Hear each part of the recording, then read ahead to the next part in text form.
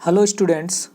देखिए, मैंने बोला था कि एसएससी जीडी के लिए जो क्लास स्टार्ट होनी थी वो 26 जुलाई से हम लोग स्टार्ट करने वाले थे। तो आज की जो क्लास रहेगी हमारी वो वर्क एंड टाइम यानी कार्य और समय का जो फार्मूलेज हैं, मतलब जो भी जितने फार्मूला हैं, जो तुम्हारे सूत्र हैं, वो सारे लगभग हम आज इसी वीडियो में बता देंगे। वैसे तो मैं पीडीएफ भी डाल दूंगा टेलीग्राम चैनल में। और ये जो वर्क एंड टाइम के जो फार्मूले हैं वो हम आपको सारे फार्मूले आज बता देंगे। और जो क्वेश्चन कराएंगे वो बोर्ड पे कराएंगे, उसी समय जो क्वेश्चन कराते चलेंगे उसमें भी फार्मूले हम बताते चलेंगे। तो आज हम लोग कार्य और समय यानी वर्क एंड टाइम के बारे में कुछ लोग जो फार्मूले हैं, बेसिक कॉन्सेप्ट है, उसके बारे में जानते हैं। पहले सिंपल सा देखिए, वर्क किसको कहते हैं। वर्क तो आप जानते होंगे कि हम कोई भी जॉब यानी कोई भी काम करते हैं तो उसका जो मतलब जो काम करोगे कुछ ना कुछ तो उसका रिजल्ट निकलेगा। तो वो जो काम हुआ, जो तुमने वर्क किया, तो उसी वर्क मतलब उस जो तुम्हारा रिजल्ट निकला है, या मान लो एक बुक रखी, बुक को उठा के दूसरी जगह रख रहे हो, तो ये तुम्हारा क्या है, एक वर्क ही है कि एक बुक को उठा के तुमने दूसरी जगह पर रखा है। लेकिन अब दूसरा चीज़ देखो, टाइम। ये तो हो गया वर्क। क्या होता है जो टाइम होता है, वो टाइम आपका क्या होता है कि टाइम एक्चुअल में जो तुमने उस समय जितना टाइम लगा है उस बुक को एक जगह से दूसरी जगह रखने में, उसी को हम टाइम कहते हैं। क्या कहेंगे भाई? टाइम। यानी जो टाइम होगा, जो तुम एक मतलब आधे घंटे, 1 घंटे या 20 मिनट में जो भी आप काम करते हो, उस वर्क को कंप्लीट करते हो, तो उसे हम क्या कहते हैं? टाइम। तो time is a define as the number of a days hour required to complete the task. यानी जो भी तुमने काम किया है उस काम में कितना समय लगा है, ठीक है, वो जो काम में समय लगता है यानी जो काम करने में, उसी को हम टाइम बोलते हैं। बहुत बेसिक सी चीज़ें हैं, बेसिक से फार्मूले हैं, बेसिक से कॉन्सेप्ट हैं, इसके बारे में हम लोग जानेंगे। और फिर एक एक चैप्टर को अच्छे से, एक एक क्वेश्चन को स्टेप बाय स्टेप हम लोग कंप्लीट करेंगे। तो देखिए फार्मूला, पहले चीज़ देखो, ये तो हम लोग समझ लिया टाइम क्या होता है, वर्क क्या होता है। अब देखो, वर्क फ्रॉम डेज मतलब कोई भी काम एक दिन में कितना होता है, या पूरा काम तुम कितने दिन में करते हो। कोई टास्क लेते हो कोई जॉब करने के लिए, या कोई तुमको टारगेट दिया जाता है कि इसको इतने दिन में करना है, ठीक है, उस हिसाब से आपको पैसे भी मिलते हैं। तो इसी के बारे में हम लोग आज और डिटेल में फार्मूले वगैरह सीखेंगे। तो देखिए, क्या एक कैन मतलब ए जो है कोई एक पर्सन है, can do a piece of work in N days, मतलब ए किसी काम को एन दिनों में करता है। तो देन मतलब तो 1 डे का वर्क मतलब ए का एक दिन का जो काम होता है वो होता है 1/n, ठीक है। जैसे मान लो कोई भी पर्सन ए है, वो किसी काम को n दिन में कंप्लीट कर देता है। कितने दिन में? n दिन में। तो n दिन में जब कंप्लीट करता है तो ए का 1 डे मतलब ए का एक दिन का जो काम होगा वो कितना होगा? 1/n। तो यही चीज़ यहाँ पे समझाई जा रही है कि जो ए किसी काम को n दिन में कंप्लीट करता है तो उसका एक दिन का जो काम होगा वो कितना होगा? 1/n, ठीक है। ये चीज़ समझ गए? क्लियर? ठीक है, तो इतना समझ गए होगे।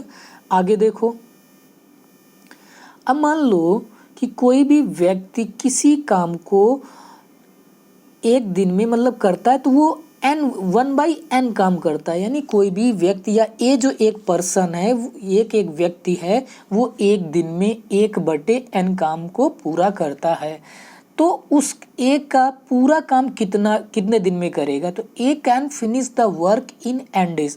तो वो उस पूरे काम को करने के लिए एक एन दिन लगेंगे। यानी जो भी एक काम होगा, मान लो एक काम था, इस एक काम को एक दिन में जो एन करता है तो 1/n काम कंप्लीट हो जाता है। लेकिन जब उसे पूरा काम करना होगा तो उसे कितने दिन लगेंगे? n दिन लगेंगे। तो क्वेश्चन कैसे आते हैं इसमें?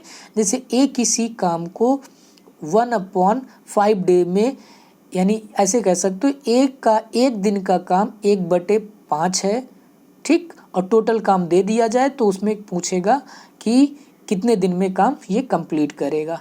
बात समझ में आई कि नहीं? या इसमें और भी टाइप से क्वेश्चन बनते हैं, वो हम क्वेश्चन के साथ ही बताएंगे। आगे देखिए अगला फार्मूला, दूसरी चीज़ें देखिए, 2 पर्सन के साथ जैसे किसी काम को किया जा रहा है तो हम कैसे इसको सॉल्व करेंगे, कैसे करेंगे उस पे देखिए। जैसे देखिए, A and B can do a piece of work in A days and B days respectively. अब इस क्वेश्चन को हम समझाते हैं हिंदी में कि ए किसी काम को ए दिन में करता है, बी उसी काम को बी दिन में, मतलब स्मॉल ए दिन में, छोटे ए के दिन में, और ये बी दिन में कंप्लीट करता है। तो हमसे पूछ रहा है कि दोनों मिलकर उस काम को कितने दिन में, working together will take this days in finish work. तो इसको करने के लिए कॉन्सेप्ट भी बहुत अच्छे हैं और क्वेश्चन भी बहुत अच्छे अच्छे क्वेश्चन। ऐसे क्वेश्चन को करने के लिए एक ही फार्मूला बताएंगे। ये फार्मूला या तो याद रखने वाली कोई चीज़ नहीं है, इसमें मुझे समझाना था सिर्फ। तो उसे कंप्लीट करने में A B upon A plus B, यानी जैसे ऐसे देख लो, ए किसी काम को 15 दिन में करता है, ठीक, और बी उसी काम को 12 दिन में करता है। कितने दिन में करता है?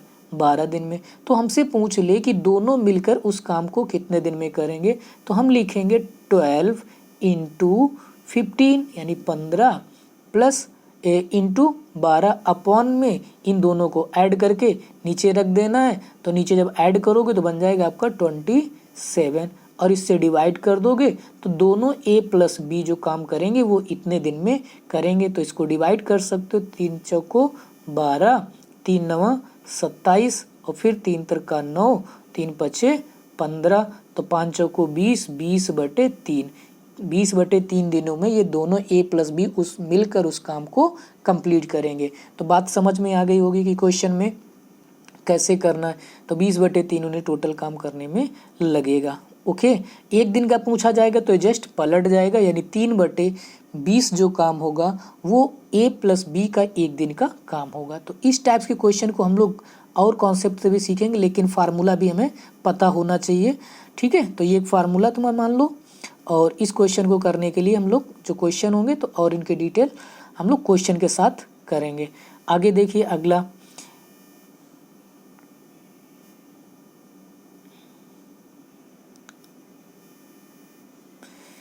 जैसे देखिए क्या, A is thrice as good as work as B then, यानी कह रहा जैसे मान लो ए किसी काम से 3 गुना ज़्यादा है या 2 गुना ज़्यादा है, या बी से वो 2 गुना ज़्यादा है, या बी ए से 3 गुना ज़्यादा है, तो हमें ऐसी कंडीशन में क्या निकाल लेना होता है, उनके टाइम का वर्क का रेशियो निकाल लेना होता है। तो हम क्या कर लेंगे, ऐसे क्वेश्चन को रेशियो निकाल लेंगे, इसमें कुछ दिक्कत नहीं होनी चाहिए। यानी जो भी उनकी जो वर्क होंगे, मतलब उनके द्वारा लिए गए जो ratio of A and B का 3 रेशियो वर्क, तो उनके द्वारा टाइम टेकन ए और बी के रेशियो का। अब ऐसे समझ लीजिए, जैसे उनके द्वारा जो टाइम का रेशियो होगा, जैसे मान लो T1 टाइम लगता है, रेशियो बी को टाइम लगता है T2। अब इनके जो टाइम का रेशियो होगा तो उस टाइम के रेशियो का रेसिप्रोकल उनके कैपेसिटी यानी एफिशिएंसी का रेशियो बन जाता है। जो भी होगा तो इसकी जो एफिशिएंसी T2 हो जाती है और इसकी एफिशिएंसी T1 हो जाती है। ये बोर्ड में अच्छे से समझाऊंगा क्वेश्चन के साथ, ठीक है। तो आज की क्लास सिर्फ रफली है, एक तरीके से फार्मूले बेस्ड है। तो आइए अब देखते हैं, थोड़ी से और भी कुछ चीज़ें थोड़ा समझते हैं। तो एक चीज़ देखो, एफिशिएंसी किसको कहते हैं। एफिशिएंसी आप समझो कि क्षमता किसको कहते हैं। क्षमता होती है कि किसी भी काम को आप जब करते हो तो आपकी एक क्षमता होगी, कैपेसिटी होगी कि किस क्षमता से किसी काम को आप कंप्लीट कर रहे हो। मान लो किसी एक ये बोतल रखी है, इसमें पानी रखा है, ठीक है, या बड़ी सी थोड़ी सी बोतल है, या डब्बा कह सकते हो, बाल्टी कह सकते हो, कुछ भी कह सकते हो, पानी भरा हुआ रखा है। अब किसी छोटे बच्चे से कहा जाए कि इसको उठाइए, तो हो सकता है इस बच्चे ने इसको ना उठा पाता हो, क्योंकि उसकी एफिशिएंसी इतनी नहीं है कि इस बोतल को वो उठा सके। आप किसी बड़े बच्चे से बोलते हो कि इस ए से ना बोलते हो कि इस बोतल को उठाओ, वो उसको उठा लेता है। यानी कह सकते हो कि इसकी एफिशिएंसी उस बच्चे से एफिशिएंसी से ज़्यादा होगी, तभी तो बोतल को उठा पाया। बात समझ में आई। तो एफिशिएंसी ऐसा समझ सकते हो कि उसकी क्षमता होती है, कितना उसकी जो क्षमता है उसी हिसाब से वो काम करता है। अब देखो दूसरी चीज़, जो एफिशिएंसी है भाई मेरे, एफिशिएंसी के आधार पे ही तो तुम काम करोगे। मान लो ये ब्रिक्स रखी, ईंटें रखी हैं, मान लो ये क्या रखे हैं, ईंटें रखी हैं बहुत सारी, ये ऐसे करके मान लो ईंटें हमने रख दी, बहुत सारी रख दी ऐसे। 5-6 ईंटें रखी हैं और नीचे रख लो एक, ये ईंटें इसके 2 कर दो पार्ट ऐसे, ये ईंटें रखी हैं। अब कोई बच्चा, कोई पर्सन, मान लो एक ए है, वो एक बार में सिर्फ एक ईंट लेके जाता है, एक बार में एक ईंट लेके जाता है। मान लो बी है, वो एक बार में 2 ईंटें लेके जाता है, एक ये ले लेता है और एक ये ले लेता है। तो अब एक चीज़ देखो, इसकी जो इफ़िशियंसी होगी इससे डबल होगी। तो जिसकी एफिशिएंसी ज़्यादा होती है और जिसकी एफिशिएंसी कम होती है, तो जिसकी एफिशिएंसी ज़्यादा होती है उसको टाइम कम लगता है और जिसकी एफिशिएंसी कम होती है उसको टाइम ज़्यादा लगता है। अब ऐसे देखो, जिसकी क्षमता ज़्यादा होगी, जिसकी क्षमता ज़्यादा होगी तो उस बंदे को काम करने में टाइम कम लगेगा, समय कम लगेगा। और जिसकी क्षमता कम होगी उस बंदे को काम करने में या जो भी वो टाइम जो लगेगा वो उसको ज़्यादा टाइम लगेगा, देखते हुए अदर बंदे के बी के अकॉर्डिंग। कह सकते हो, चीज़ समझ गए आगे? तो ऐसे कह सकते हो कि एफिशिएंसी जो है वो इन्वर्सली प्रोपोर्शनल होती है किसके? टाइम टेकन में। बात क्लियर? जो एफिशिएंसी होती है वो टाइम के इन्वर्सली प्रोपोर्शनल होती है।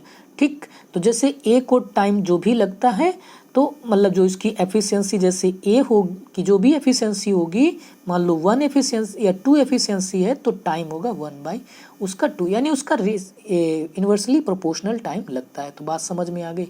कोई कन्फ्यूजन? तो एक चीज़ देखिए, एफिशिएंसी इन्वर्सली प्रोपोर्शनल का साइन है, यानी 1/, टाइम टेकन, कितना उसको टाइम लगता है। तो यही चीज़ होती है। बाकी नहीं समझ में आया है तो क्वेश्चन के साथ बहुत अच्छे से और समझ में आएगा, तो इसके लिए कुछ परेशान होने की कोई ज़रूरत नहीं है।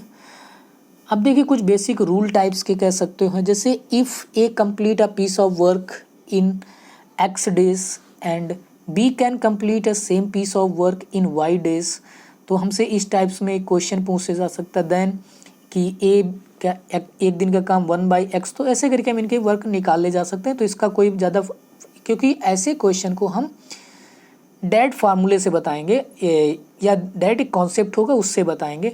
इस तरीके के फार्मूले में ऐसे करके लगाना नहीं है, लेकिन ये एक तरीके से बेसिक कॉन्सेप्ट है। ये कह सकते हो कि बेसिक रूल है। ये क्या है? बेसिक कॉन्सेप्ट है कि कैसे हम इसको करेंगे। ये एक तुम्हारा basic rule of work and time का है कि बेसिक कॉन्सेप्ट है। तो हम पहला कॉन्सेप्ट आप कह सकते हो कि इसको दोनों को 1/x करके ऐड, बेसिक आना चाहिए भाई मेरे।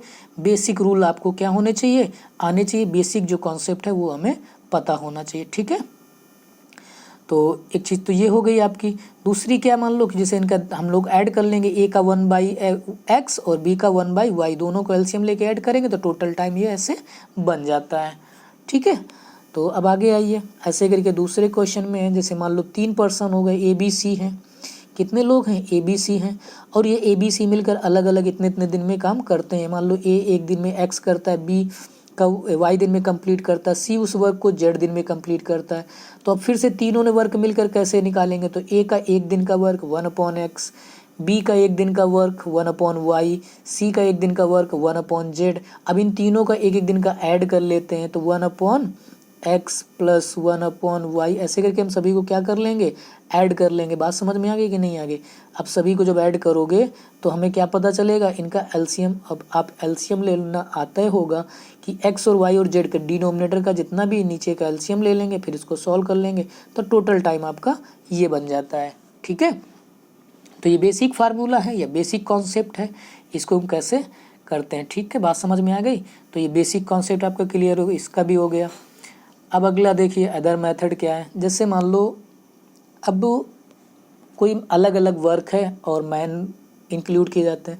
जैसे देखिए, if m man can complete a work in w in d days, d1 days में, m2 man complete the work w2 in d2 days. तो ये क्या होता है कि वर्क वही है, वर्क सेम हो सकता है या वर्क अलग अलग भी हो सकता है। दोनों तरीके के क्वेश्चन इसमें पूछे जा सकते हैं। तो इसमें रिलेशन क्या होता है कि जो भी मैन और वर्क का रिलेशन, ये बहुत इंपॉर्टेंट फार्मूला है। तो m1 d1/w1, इसमें ऐसे भी लिख सकते हो m1 d1 और t1, यानी d1 को डेज में इंक्लूड होता है, t1 को टाइम लिखते हैं, t1 को मतलब आवर कह सकते हो। t1 क्या हो गया मेरा? जैसे t1 या t2 आवर होते हैं। ठीक है, और D1 मेरा डे को इंक्लूड कर डे को बताएगा कि कितने दिन में ये काम हुआ है या डे को दिए होंगे। और D2 इधर भी ये दूसरे दिन के काम के बारे की बात दी गई। T1 का मतलब यहाँ पर पहले घंटे के और ये T2 अदर दूसरे काम में जो टाइम लगा होगा उसका दिया है। तो देखो इसमें क्वेश्चन कैसे, देखो हम समझा देते हैं। जैसे मान लो ए किसी काम को, मतलब मैन है, कोई भी व्यक्ति है जिसने मतलब 10 मैन, ऐसे समझ लो कि 10 मैन किसी काम को 4 घंटा करते हुए वो 8 दिन में कंप्लीट करते हैं। और दूसरी तरफ मान लो कि 20 मैन है, उसको 6 घंटे काम करेंगे तो वो कितने दिन में कंप्लीट करेंगे। तो ऐसे करके क्वेश्चन इसमें हम आते हैं जिसको मुझे कंप्लीट करना होता है। M1 D1 and T1 upon W1, मतलब ये नीचे वर्क होता है, नीचे वर्क रखेंगे, ऊपर ये रखेंगे। तो इस फार्मूले का आप बहुत अच्छे से याद कर लीजिए, इंपॉर्टेंट फार्मूला है, ये समझ सकते हो, ठीक है, कि ये एक इम्पॉर्टेंट फार्मूला है। अब आगे देखिए, जैसे इसमें देखो अलग अलग किसी काम को A alone complete the certain work in X days and A and be together can do the same work amount of in Y days. तो वर्क डन बाई, तो जैसे अलग अलग कोई दोनों मिलकर किसी काम को करो और उसमें से अलग अलग वर्क को निकालना हो तो हम कैसे करते हैं। तो इसमें वही दिया गया है कि वर्क जैसे दिया हो तो उसमें हम क्या कर लेंगे, माइनस कर लेंगे, जो आएगा तो हम सॉल्व कर लेंगे। तो बात समझ गए होगी कि जैसे मान लो ए और बी मिलकर किसी काम को 10 दिन में करते हैं। अब ए और बी मिलकर, यहाँ पे बी लिख देता हूँ, बी मिलकर इसे 10 दिन में करते हैं। फिर हमसे पूछ लिया जाए कि ए किसी काम को वो 20 डेज में करता है, ऐसे मान लो ए 20 दिन में करता है, तो बी का बताइए बी कितने दिन में करता है। तो आप क्या करोगे, इस मतलब ए और बी का काम पूरा 10 दिन का है, ए का काम ए कितने दिन में करता है, 20 दिन में उसी काम को करता है। तो इसको करना क्या होता है, ए बी के काम से इसको माइनस कराना। तो ये एक दिन का काम हो जाएगा 1/10 माइनस 1 अपॉन 1/20। ठीक, अब इसका एलसीएम लेके हम सॉल्व कर लेते हैं, तो जो भी आएगा वो बी का काम हमें पता चल जाता है। बात समझ गए। तो यही चीज़ यहाँ पे लिखी है कि इसको जैसे दोनों मिलकर करते हैं तो उसमें ए कितने दिन में करेगा या बी कितने दिन, ऐसे क्वेश्चन इसमें पूछे जाएंगे। ठीक है, ऐसे करके यहाँ पे भी होगा कि उसमें जैसे मान लो दिए रखा है कि ए बी कैन दोनों मिलकर X दिन में करते हैं BC। तो इस टाइप के क्वेश्चन को हम एक मतलब क्वेश्चन के साथ लेके क्वेश्चन को समझाऊंगा तो ज़्यादा समझ में आएंगे। अब देखो total work upon total number of working days. तो जैसे हमें किसी काम को पूरा वर्क निकालना हो कि पूरा काम कितने दिन में होगा, ये देखो इम्पॉर्टेंट है, ये तुम्हारा क्या है, इम्पॉर्टेंट है। तो इसको आप याद रखिए। तो इसका जो फार्मूला होता है, जैसे मुझे टोटल डे निकालने होंगे तो टोटल वर्क जितना भी काम होगा और अपॉन में टोटल वर्किंग डेज, यानी कितने दिन लगे हैं उस काम को करने में, तो वो मुझे मिल जाएगा एक दिन का काम। कितने दिन का काम मिल जाएगा, एक दिन का काम। ऐसे समझ लो जैसे मान लो कोई व्यक्ति किसी काम को करता है 20 दिन में कंप्लीट कर लेता है और काम पूरा है उसका कितना, 100 काम करना है। काम कितना है, 100, यानी ये कह सकते हो ये आपका वर्क हो गया, ये जो 100 हो गया ये क्या हो गया, वर्क। इसको 20 दिन में कंप्लीट करता है तो एक दिन में कितना करता होगा, तो 20 से इसको क्या कर दो, डिवाइड कर दोगे तो 5 दिन, 5 काम वो एक दिन में करता है, यानी उसका एक दिन का जो वर्क होगा वो 5 होगा। यानी कह सकते हो उसकी एफिशिएंसी जो होगी वो कितनी होगी, 5 होगी। ऐसे भी समझ सकते हो कि एक दिन की जो एफिशिएंसी होगी, ये एक दिन की एफिशिएंसी है वो 5 है, या उसकी क्षमता जो है वो 5 है। ठीक है, बात समझ गए होगे भाई मेरे। आगे देखिए, तो ये वही चीज़ है कि वर्क का कैसे रिमेनिंग वर्क निकालना होगा। तो एक चीज़ तो समझ गए, बहुत इंपॉर्टेंट फार्मूले। टोटल वर्क, जो टोटल वर्क होगा तो वो होगा डे, यानी 1 डे का work into total number of working days, या ऐसे कह सकते हो एक दिन का काम इनटू तुम्हारा कितना हो जाएगा, टाइम जो भी लगेगा टोटल टाइम। या इसको ऐसे भी लिख सकते हो कि efficiency into time, efficiency into time. बात समझ में आ गई कि नहीं आ गई। तो एफिशिएंसी इनटू जो टाइम होगा वो भाई मेरे इक्वल टू, मतलब एफिशिएंसी और टाइम का जब मल्टीप्लाई करा दोगे तो टोटल वर्क हमें मिल जाएगा, टोटल काम मिल जाएगी, टोटल काम कितना है। ठीक है, दूसरी चीज़ देखो भाई, दूसरा क्या है कि जैसे मान लो कोई भी वर्क होगा तो हम हमेशा वर्क को 1 मानेंगे। कितना लेट करेंगे कि वर्क मेरा कितना है, 1। जब भी आपको रिमेनिंग वर्क शेष वर्क निकालना हो, शेष काम निकालना हो, तो आपको क्या करना होगा, एक में से जो काम हो जाएगा उसको निकाल लेंगे। जैसे मान लो किसी व्यक्ति ने 1/3 काम कर लिया है, तो बताइए शेष काम कितना बचा है। तो हम 1 में से 1/3 माइनस कर देंगे तो मुझे मिल जाएगा 2/3। यही शेष काम आपका बचेगा। तो बात समझ गए कि जो अभी हम शेष काम निकालेंगे, रिमेनिंग काम निकालेंगे, रिमेनिंग वर्क निकालेंगे, तो उसको हम 1 से माइनस करा लेंगे। ठीक है भाई, समझ गए होगी चीज़ें। ओके, अब दूसरी चीज़ देखो, वर्क डन बाई ए, ये बता चुका है total work number of days, ये चीज़ को 1 days work into total number of working days. ठीक है, तो इतनी चीज़ ये समझ गए होगे भाई। दूसरा कॉन्सेप्ट देखिए, जैसे if can finish m/n part of work in n days, मतलब कोई भी व्यक्ति किसी काम का 3/5 भाग, ऐसे ले लो 3/5 भाग वो 12 दिन में कंप्लीट करता है, तो टोटल काम जो कंप्लीट होगा वो तो पूरा काम कितने दिन में करेगा। तो इसका देखो ये इधर जाके क्रॉस मल्टीप्लाई, इसका मल्टीप्लाई इसमें करा दो, इस 3 से डिवाइड कर दो, तो टोटल काम 20 दिन में हो जाता है। ऐसे इसको बाकी हम क्वेश्चन में और समझाएंगे अच्छे से, इसमें आप फार्मूले बेस समझ लीजिए।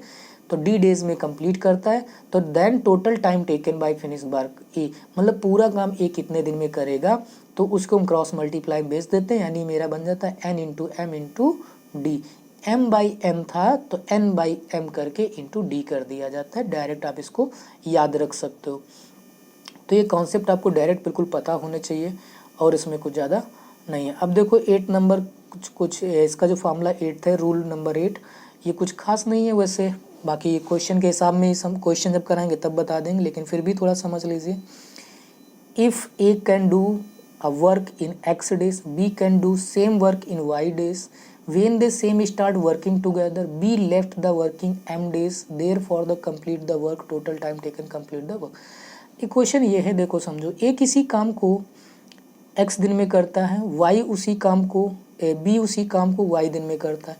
तो हमसे ये कह रहा है कि ए और बी मिलकर काम नहीं करते, मतलब या साथ शुरू करते हैं या एक एक करके काम को शुरू करते हैं। तो एक तरीके से समझ लो कि काम समाप्त होने से पहले कोई छोड़ देता है या काम शुरू होने के 10 दिन बाद छोड़, इस टाइप्स के क्वेश्चन के जो फार्मूले या क्वेश्चन कॉन्सेप्ट बनेगा वो यही रूल बताता है, ये वाला, कि कोई काम कितने दिन पहले छोड़ दिया या क्या हुआ, तो वो चीज़ के बारे में। तो इस कॉन्सेप्ट को भी हम क्वेश्चन के साथ ही समझेंगे। किसके साथ समझेंगे इस कॉन्सेप्ट को? क्वेश्चन के साथ समझेंगे भाई। जो 8 नंबर हमारा रूल है, इस 8 नंबर रूल को हम किसके साथ सीखेंगे? क्वेश्चन के साथ। ठीक, अब आगे देखिए 9 number, A and B finish a working in a days, मतलब ए और बी किसी काम को एक दिन में कंप्लीट करते हैं, मतलब एक ए डे में complete, work together B days and A B, उसे बी लेफ्ट, वही चीज़ है यहाँ, बी भी वैसी टाइप का क्वेश्चन है कि लेफ्ट काम छोड़ देते हैं तो उसको किस हिसाब से करना। तो इसमें माइनस वाला कॉन्सेप्ट है कि माइनस कर देंगे। तो चीज़ समझ गए होगे भाई, मेरे जितने फार्मूले थे लगभग मैंने वो सब कुछ समझा दिए हैं।